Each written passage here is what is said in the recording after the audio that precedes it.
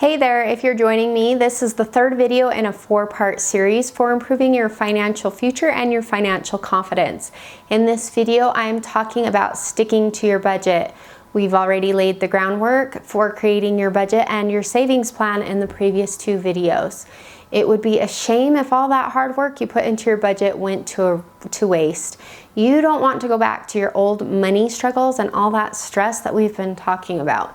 You need to give your budget a fighting chance. So let's dive in.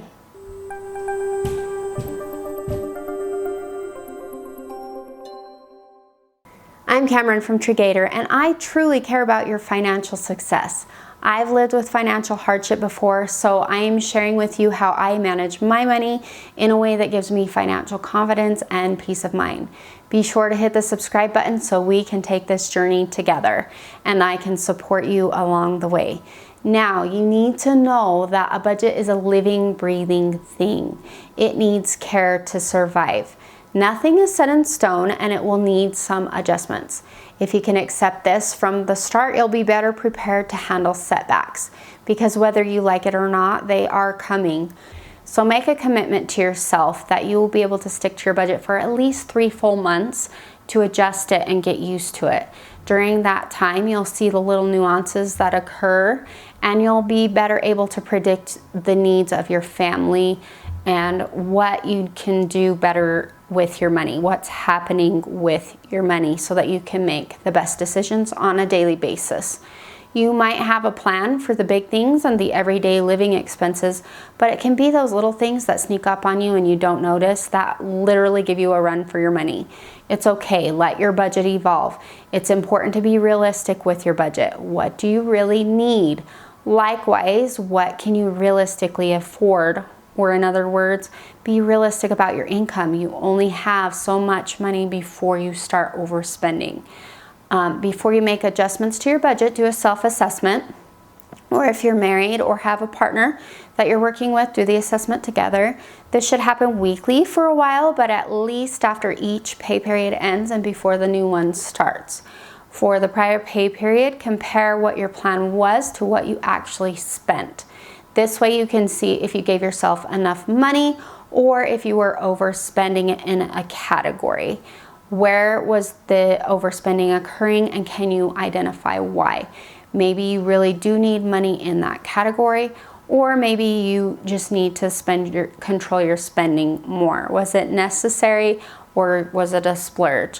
What triggered the spending? Spending money has a lot to do with your habits and your behaviors.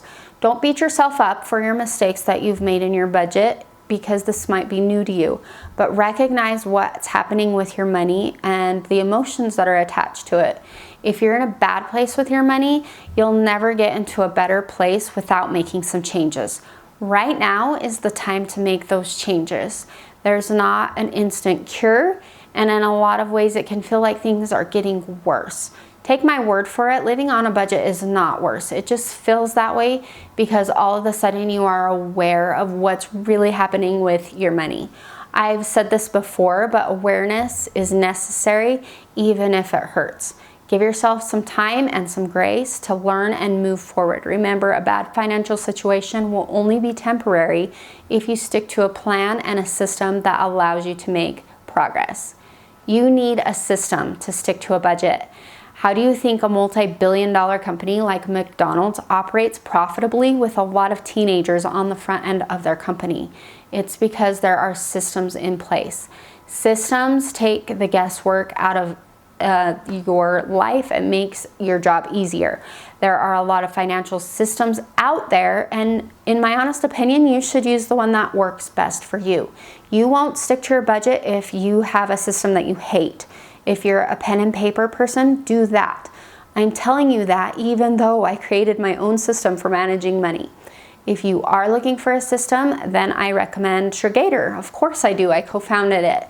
This is a system that my husband and I created because it's what we needed and there wasn't one like it on the market. The first thing that's unique about it is because it lets you budget each paycheck, whether you are paid weekly, every other week, twice a month, or even monthly. Only about 4% of people are paid monthly. So even though that's the most popular method of budgeting, it's really not the best option for the vast majority of people. Now, if you have more than one paycheck or someone else in your household works on a different pay schedule than you, then Triggator can handle that too, and that can be a little tricky to handle on paper. When we started budgeting, my husband was paid every other week and also had a second job where he got paid weekly. I was a stay-at-home mom for several years, but when I went back to work as a school teacher, I was getting paid twice a month. So every single one of our paychecks was on a different pay cycle. So when we entered everything into Triggator, we assigned bills to each paycheck. We decided which bills would be paid out of which income, and then Triggator calculated which paycheck would cover each expense. I'll show you an example that we made up with Homer and Marge. This is a fictitious example of a two-income household.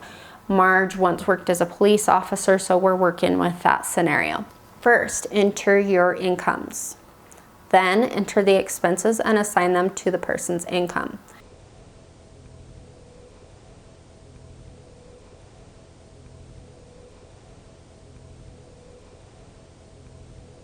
Triggator will then show you your spending plan and break it into what to do each paycheck.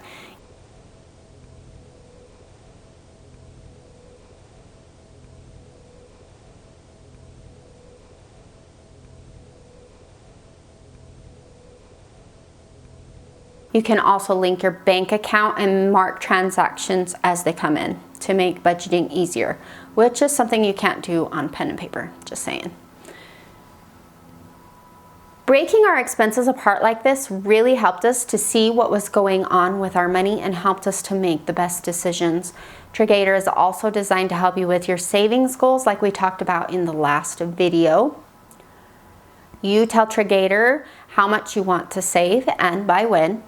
You put those savings into a single person's income, or you can divide it up between incomes. Then Triggator will add a line item to your budget and tell you how much to save from each paycheck. You'll be able to see your progress as you save and can even link it to a bank account, and it will compare how much you have saved to how much you should have saved so that you can make sure you're on track to reach your goal. To top it off, Triggator will even help you pay off debt using the debt snowball or the debt avalanche methods and build it right into your budget. We'll cover that in detail in the next video with accelerating your debt payoff. If you need a system, then try Triggator. You can get it free for 30 days in the links below. Check it out and join me in the next video about getting rid of all that awful debt once and for all. I will see you next time.